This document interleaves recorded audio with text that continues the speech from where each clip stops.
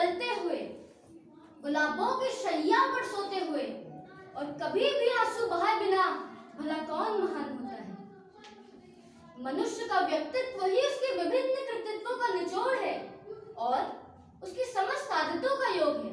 आदरणीय मुख्य अतिथि महोदय, विशिष्ट अतिथिगण, निर्णायक मंडल तथा मेरे प्यारे युवा साथियों, मैं पार्थ पांडे, कक्षा 8 सेक्रेड हार्ट स्कूल से आप सभी को प्रणाम करता हूँ।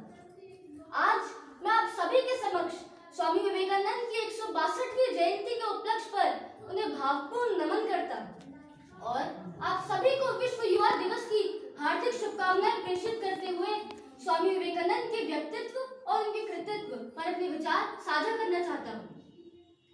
हर ख्वाब को अपनी आंखों से सजा ले, हर मंजिल को अपनी मेहनत से बना ले।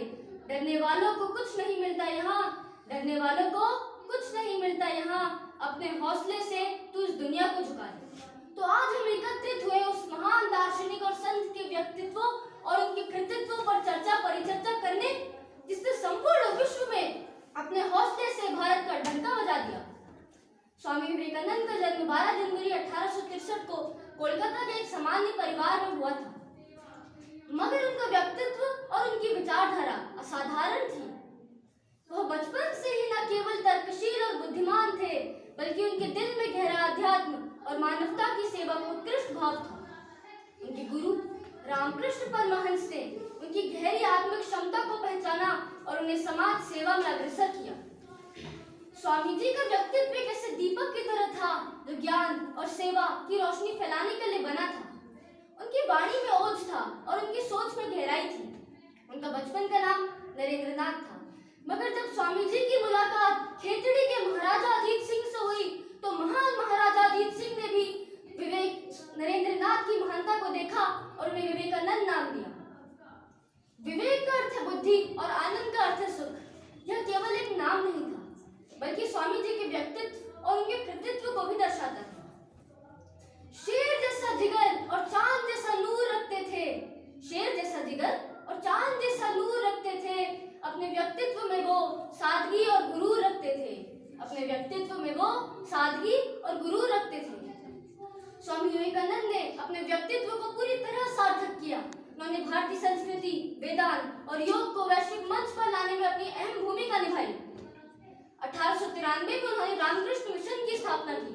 यह मिशन सेवा ही धर्म के आदर्श पर कर्म करता था और आपदा राहत, शिक्षा और स्वास्थ्य जैसे कार्यों के साथ आज भी पूर्ण निष्ठा के साथ संलग्न है। स्वामी विवेकानंद ने शिक्षा के क्षेत्र में भी कई सुधार किए। वह शिक्षा को जीवन निर्माण, चरित्र निर्माण और आत्मनिर्भरता का स्रोत मानते थे। उन्होंने आधुनिक और व्यवहारिक शिक्षा को शिक्षा नीति में जोड़ने का प्रस्ताव दिया।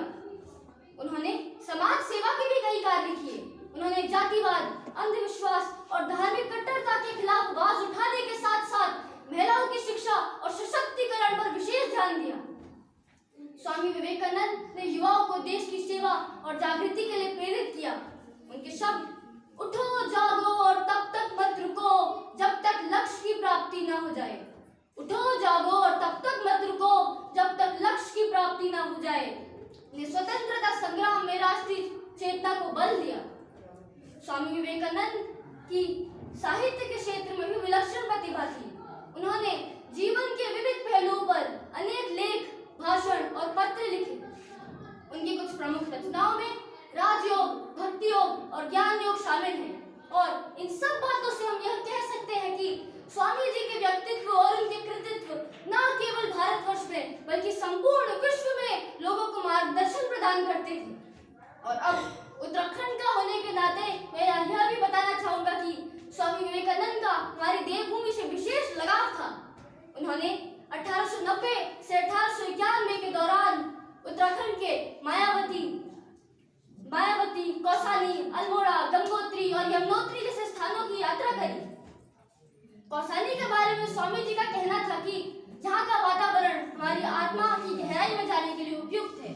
और अल्मोड़ा में रहते हुए स्वामी जी ने अपनी कई पत्र और पुस्तकें लिखी। स्वामी विवेकानंद ने चंपावत जिले के मायावती में एक अद्वैत आश्रम की स्थापना करी। और अब मैं अपनी वाणी की विराम 2 पंक्तियों से देना चाहूंगा। जो नरेंद्रनाथ से बने विवेकानंद तभी